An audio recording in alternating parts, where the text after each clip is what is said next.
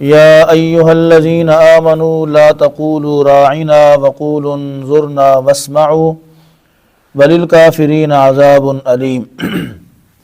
یا ایہا الذین آمنوا، اے ایمان والو، لا تقولوا راعنا، راعنا نہ کہو، وقولوا انظرنا، بلکہ تم یہ کہو انظرنا، ہماری طرف نظر کرم فرمائیے، واسمعوا، اور بڑی توجہ کے ساتھ بڑے دھیان کے ساتھ بات کو سنا کرو۔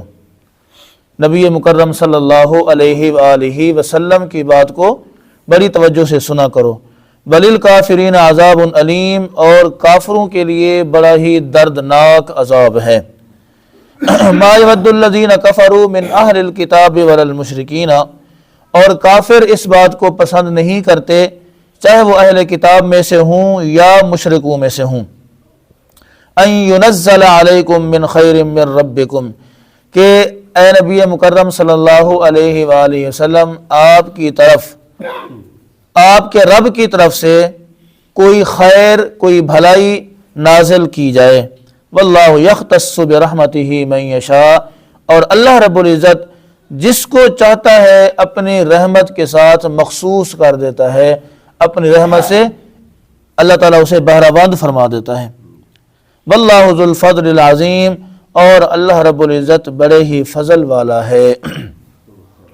ان آیات کے اندر نبی مکرم صلی اللہ علیہ وآلہ وسلم کو مخاطب کرنے کا طریقہ بتایا گیا ہے، حضور علیہ السلام سے گفتگو کرنے کا طریقہ بتایا گیا ہے، یا یوں کہہ دیجئے سیدھے الفاظ میں حضور علیہ السلام کا ادب بتایا گیا ہے کہ کس طریقے سے تم اپنے محبوب علیہ السلام کے ساتھ ادب کے ساتھ پیش آؤ۔ اس آیت مبارکہ کا ایک خاص شان نزول ہے۔ شان نزول چونکہ اس پوری صورت کے اندر یہ جو پہلے 10 رکوع ہم نے پڑھنے تھے، ان میں یہودیوں کی بری عادات کو، بری خصلتوں کو، ان کے برے طور طریقے کو پیش کیا گیا ہے۔ یہ شان نزول بھی بنیادی طور پر انہی کی توبیخ، زجر، ان کی برائی کے لیے بیان کیا گیا ہے، لیکن اس میں کچھ مسلمان جو ان پڑھ تھے بیچارے، جو اتنے سمجھدار نہیں تھے، وہ بھی ملوث تھے، تو ان کو بھی ساتھ ہی تنبیہ فرما دی گئی ہے۔ حضرت عبداللہ ابن عباس رضی اللہ تعالی عنہما فرماتے ہیں کہ جب بھی قرآن کریم کی آیت کے اندر یا ایہا الذین آمنوا کا لفظ آئے، کوئی سی بھی آیت ہو، کسی پارے سے اس کا تعلق ہو، جب بھی قرآن کے اندر یا ایہا الذین آمنوا آئے تو فرمایا پوری توجہ کے ساتھ، پورے دھیان سے، پورے انہماک کے ساتھ اس قول کو، اللہ کے اس فرمان کو سنا کرو۔ وجہ یہ بیان فرمائی ہے، یا تو یا ایھا الذین آمنوا کہہ کر تمہیں کوئی خوشخبری سنائی جا رہی ہوگی۔ کیا کیا جا رہا ہوگا؟ تمہیں کوئی خوشخبری سنائی جا رہی ہوگی، جنت کی بشارت ہوگی، اللہ کی رضا کی بشارت ہوگی، یا پھر تمہیں کسی چیز سے ڈرایا جا رہا ہوگا۔ فرمایا جب تم اس کو دھیان سے سنو گے، دونوں صورتوں میں تمہارا فائدہ ہوگا۔ اب آتے ہیں اس کے شان نزول کس طرح۔ شان نزول اس کا یہ ہے، یہاں پر ایک لفظ استعمال ہوا ہے راعنا۔ راعنا کا جو معنی ہے وہ ہے ہماری رعایت کیجئے۔ عربی زبان میں راعنا کا عربی زبان میں معنی کیا ہے؟ ہماری رعایت کیجئے، مطلب ہمیں دیکھتے ہوئے، ہمیں مد نظر رکھتے ہوئے ہم سے گفتگو کیا کریں تاکہ ہم اس کو آسانی کے ساتھ سمجھ سکیں۔ یہ عربی زبان میں راعنا کا معنی ہے۔ یہودیوں کی جو مذہبی زبان تھی وہ تھی عبرانی۔ عبرانی زبان کے اندر تورات نازل ہوئی، اور عبرانی زبان میں اس لفظ کا معنی بہت برا ہے، گالم گلوچ، کسی کی برائی بیان کرنا۔ عبرانی زبان میں راعنا کا معنی یہ ہے۔ چونکہ مسلمان جو تھے وہ عرب تھے، صاحب لسان تھے، وہ اس کا عربی معنی مراد لے کر حضور علیہ السلام کو بسا اوقات کہتے کہ یا رسول اللہ صلی اللہ علیہ وسلم راعنا، ہماری تھوڑی رعایت کریں، ہمیں تھوڑا سا دوبارہ بتا دیں،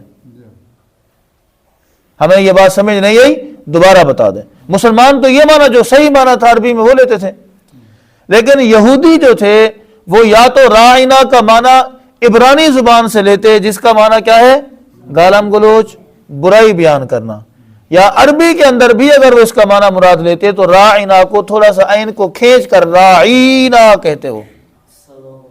اگر اس کو تھوڑا سا کھینچ لیا جائے، عین کو لمبا کر لیا جائے تو اس کا معنی بنتا ہے ہمارے چرواہے۔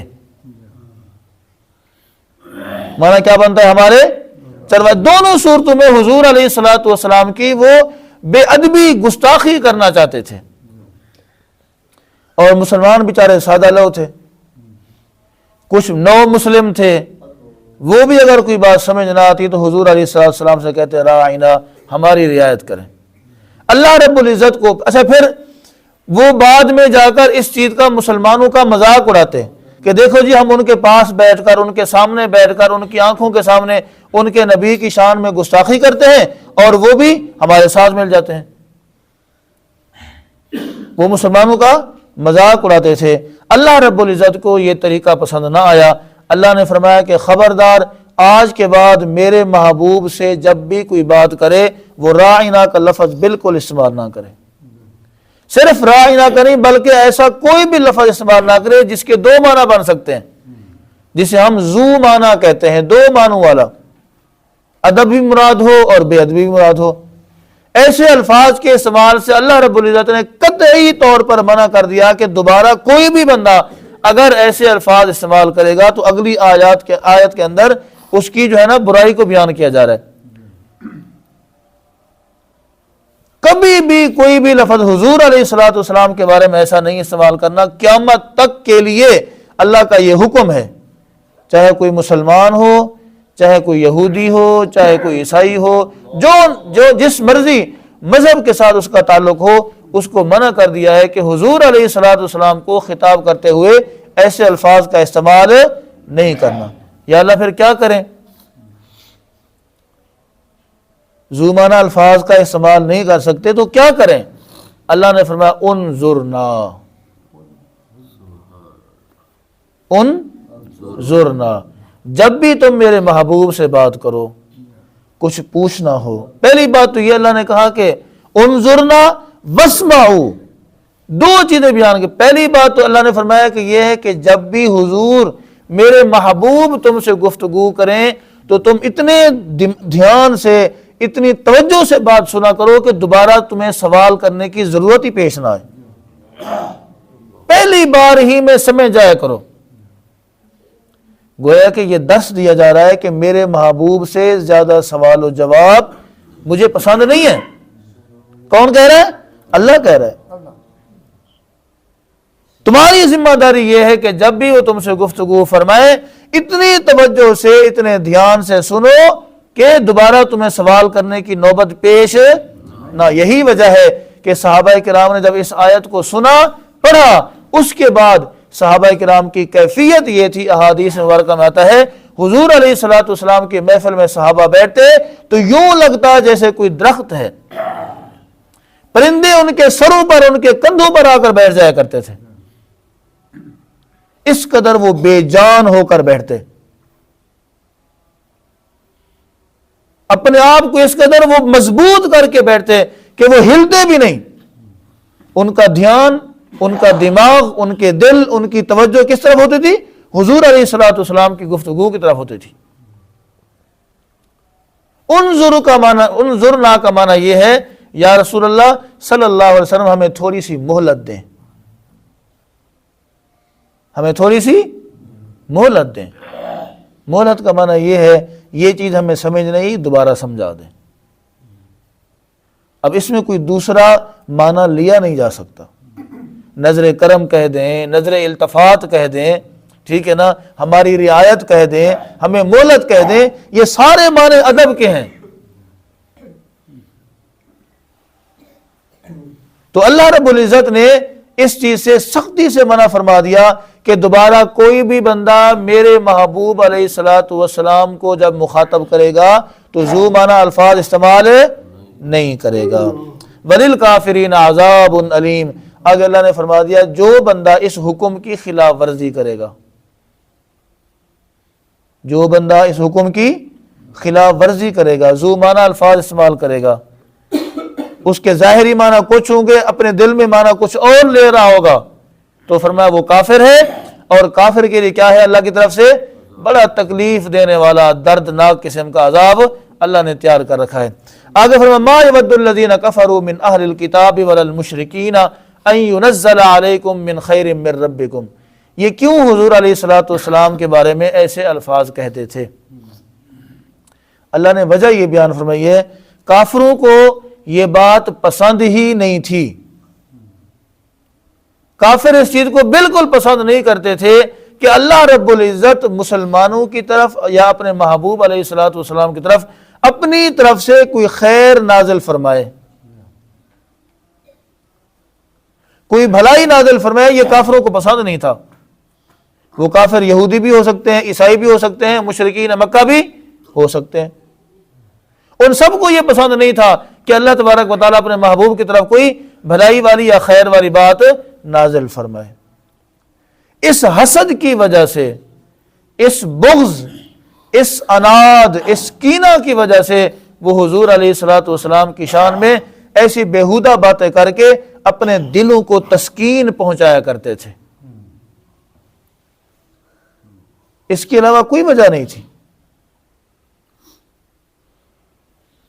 کوئی دوسری ایسی بات نہیں تھی کہ جس کی وجہ سے وہ حضور علیہ الصلوۃ والسلام کی بے ادبی گستاخی کریں، صرف ایک وجہ سی، وہ یہ تھی کہ حضرت محمد مصطفیٰ احمد مجتبیٰ صلی اللہ علیہ وآلہ وسلم بنی اسماعیل میں سے کیوں؟ اگر حضور بھی بنی اسرائیل میں سے آ جاتے تو ان کو مسئلہ کوئی نہیں ہونا تھا۔ ایک ہی تکلیف تھی، اللہ رب العزت نے ان سے وہ امامت، وہ قیادت، وہ سیادت، ٹھیک ہے، وہ نبوت واپس لے کر کس کو دے دی؟ بنی اسماعیل کو، قریشیوں کو دے دی۔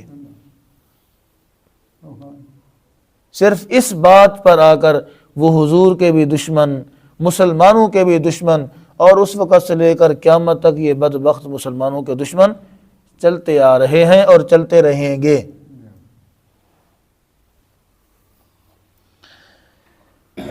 اللہ نے فرمایا واللہ یختص برحمتہ من یشاء، اللہ کو کوئی فرق نہیں پڑتا اس بات سے کہ یہ یہودی کیا پسند کرتے ہیں، عیسائی کیا پسند کرتے ہیں، مشرکین مکہ کیا پسند کرتے ہیں، کافر کیا نہیں، اللہ کو کوئی فرق نہیں پڑتا۔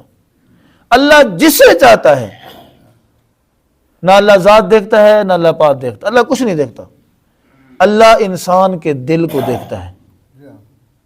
اگر اس کے دل کا شیشہ صاف ہے، اگر اس کے دل کے اندر اللہ کا ڈر ہے، اللہ کے محبوب کی محبت ہے، تو اللہ اسے دولت ایمانی سے مالا مال کر دیتا ہے۔ اگر اس کے دل میں روگ ہے، کجی ہے، کمی ہے، تو اللہ تبارک و تعالیٰ اسے دولت ایمانی سے محروم کر، کتنے بڑے خاندان سے تعلق کیوں نہ ہو، کتنے بڑے گھرانے سے تعلق کیوں نہ ہو، کتنا خوبصورت مالدار کیوں نہ ہو، اللہ کو کوئی سروکار نہیں ہے اس سے۔ اللہ نے ایک ہی پیمانہ رکھا، اس کا نام ہے تقوی۔